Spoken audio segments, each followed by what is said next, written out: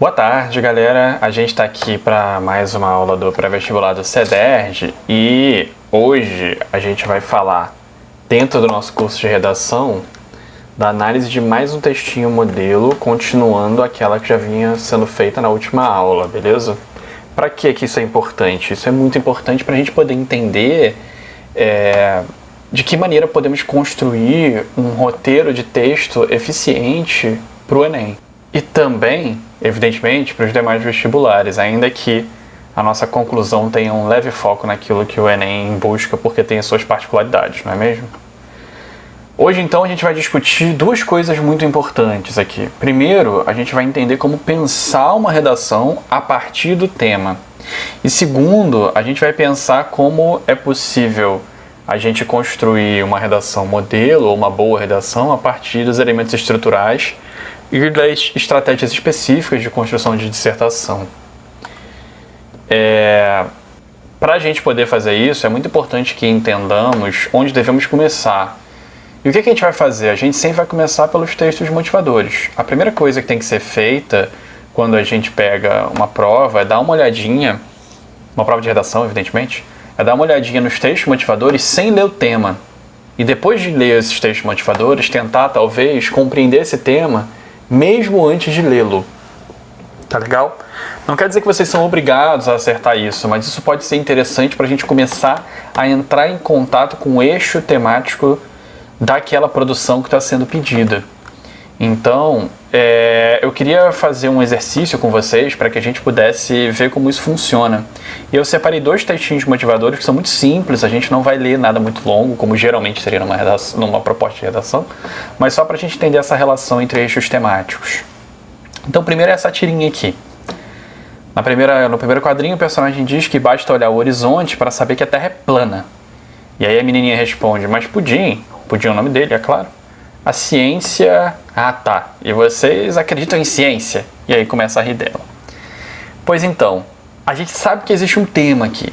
Esse tema, bastante evidente pela dúvida que o rapazinho tem a respeito da ciência, diz respeito ao discurso científico e diz respeito ao negacionismo científico. Aquilo que muito tem ocorrido hoje, por mais estranho que isso pareça. Em seguida, a gente pode olhar esse segundo textinho motivador aqui, que está falando sobre o desempenho do Brasil no PISA com dados de 2018, não de 2019, porque eu não encontrei, mas eu encontrei os de 2018. Muito recentes, isso é importante.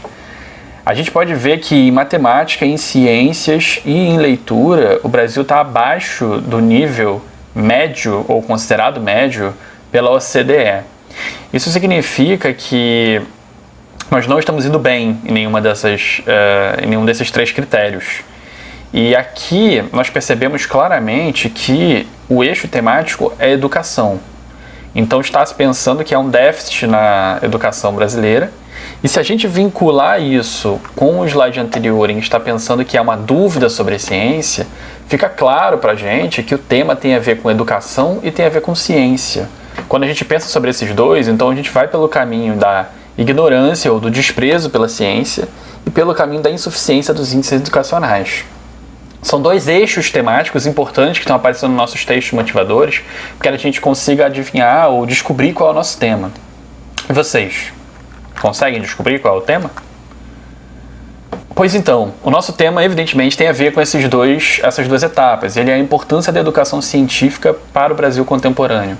Ou seja, a educação aparece aqui bem marcada, junto com a palavra ciência, no termo científica, e esses dois vão se vincular para que a gente possa construir o nosso texto. Por que é importante ter essa noção desde os textos motivadores? É importante porque a gente sabe que isso vai ter que aparecer na nossa dissertação. Educação e ciência são palavras-chave que vão ter que não só se repetir, mas delas vão derivar outras palavras importantes para que a gente possa compor o nosso texto, tá legal? Pois então, tendo isso em mente, eu acho que a gente já pode começar a pensar o texto. Nós sabemos que nós vamos pensar 1. A educação, 2. A ciência, ou a educação científica no Brasil, a relação entre esses dois termos. Para isso a gente tem que começar, evidentemente, pelo planejamento do texto, e aí recomendo retornar à aula 4 sobre planejamento de texto para a gente compreender isso, mas quando construirmos esse texto, a gente vai começar pela nossa introdução, é claro. E a gente vai analisar um texto aqui que seria uma redação com nota máxima nos vestibulares do Enem, cuja introdução respeita aquilo que nós já estudamos aqui no pré-vestibular, que é a construção de uma introdução por etapas que compreende os momentos da contextualização, do direcionamento e da apresentação da sua tese. Como isso funciona? Pois bem, vamos dar uma lida para a gente entender. Pensar a educação não é fácil. Desde pelo menos a Grécia Antiga, quando Sócrates pela primeira vez reuniu um grupo de alunos embaixo de uma árvore, muita coisa mudou. Aqui, a gente já pode dar uma parada, porque aqui está a nossa principal contextualização.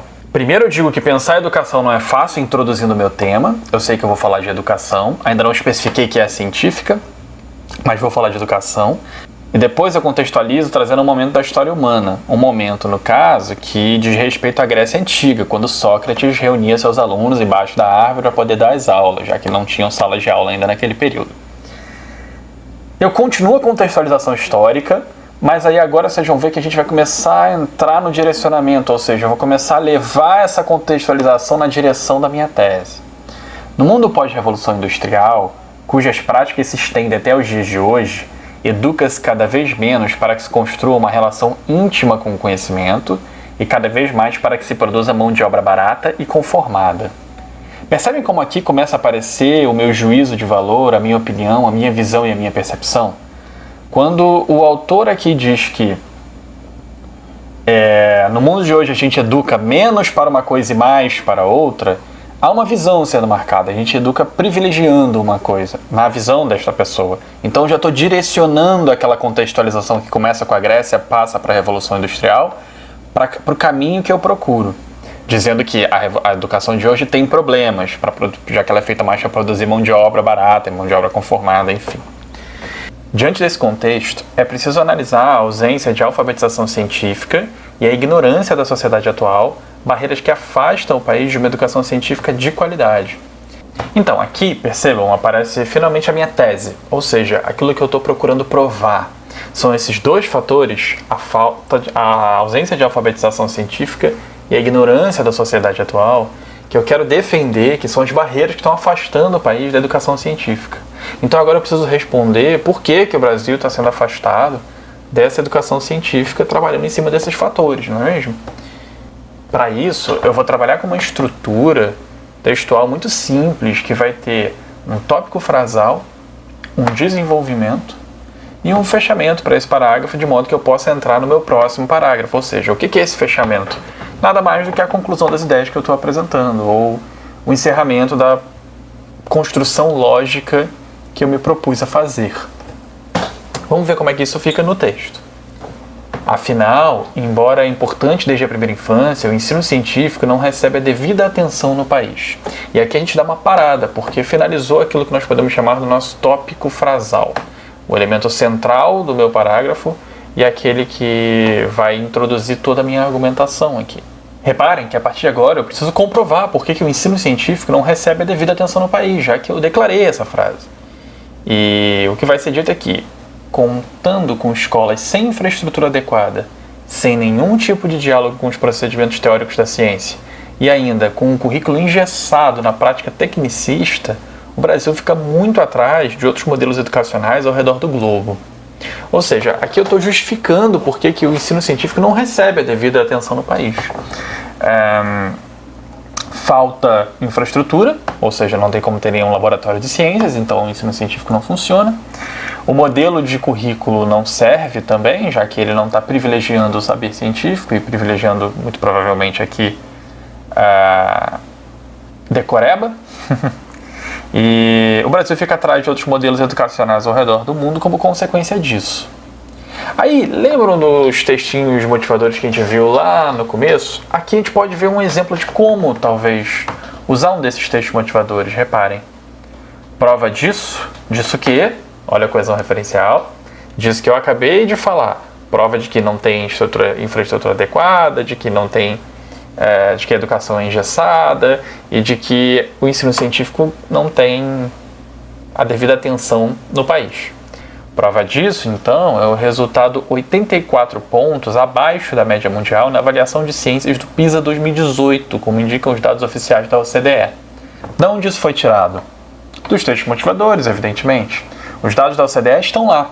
E você pode usá-los, sobretudo quando a gente está falando de gráficos. Isso é muito importante no Enem.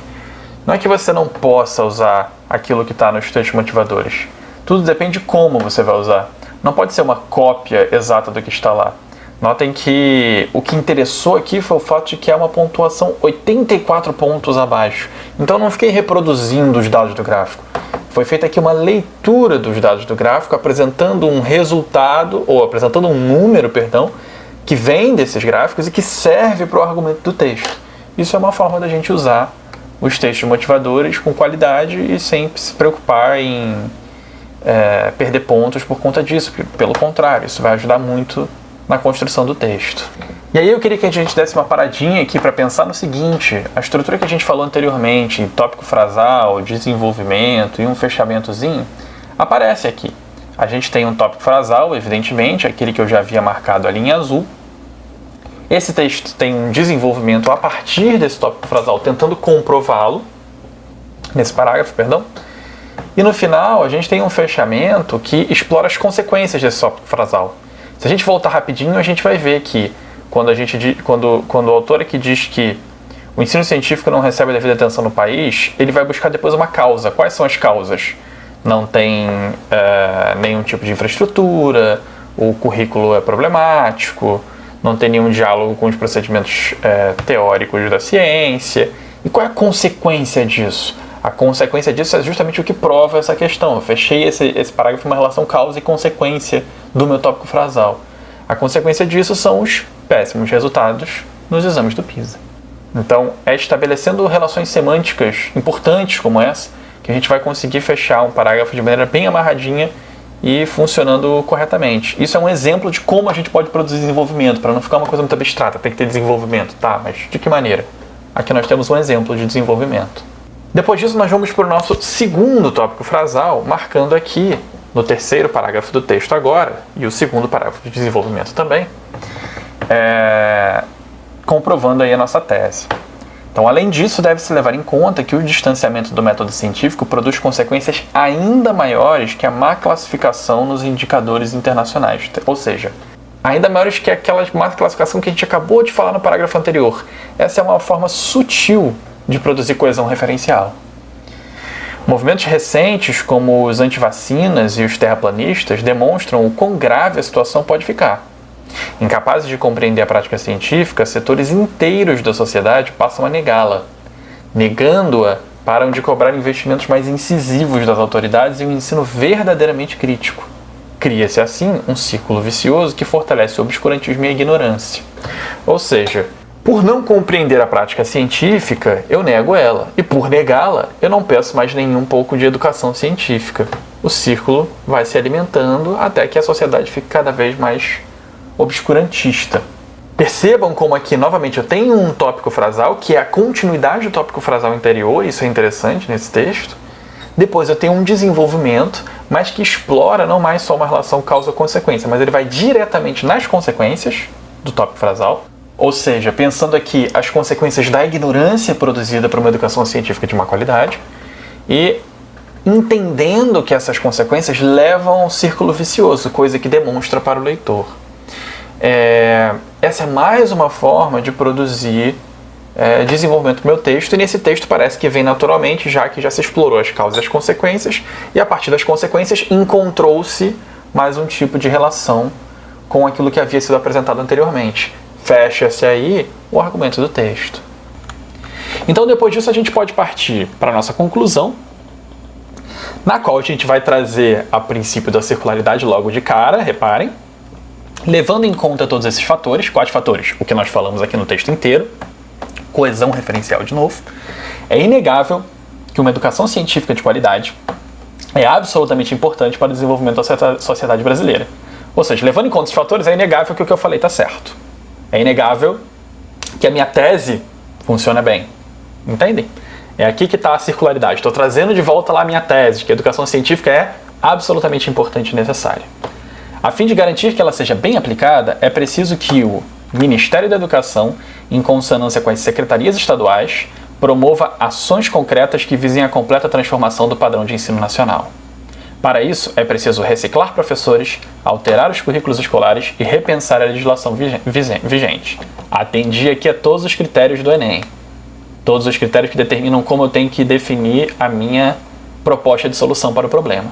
E aí, concluo efetivamente o texto. Talvez assim, seja possível construir uma educação de fato transformadora e, consequentemente, um Brasil melhor para todos nós. Uma conclusão final, reparem que aqui a gente divide o texto de novo em princípio da circularidade, trago de volta a minha tese, trago a solução para o meu problema e uma frasezinha curta para concluir finalmente o meu texto. E aqui falando rapidamente em solução para o meu problema, aquilo que vocês já sabem. Quem, o que, para que e como. Então, quem vai agir? Quem é o meu agente? O Ministério da Educação, em consonância com as secretarias estaduais. Qual é a ação ou o que ele vai fazer? Vai desenvolver ações concretas, que visem o que, ou seja, para quê, com qual objetivo? Que visem a completa transformação do padrão de ensino nacional, com esse objetivo. E como isso vai ser possível? Vai ser possível reciclando professores, alterando os currículos escolares, repensando a legislação vigente. Tranquilo? Meus critérios estão aqui atendidos e funcionando. Então, apenas repassando o que foi dito hoje na aula, a gente, para poder construir uma boa redação modelo, precisa levar em conta, primeiro, o tema, compreendê-lo com muita clareza.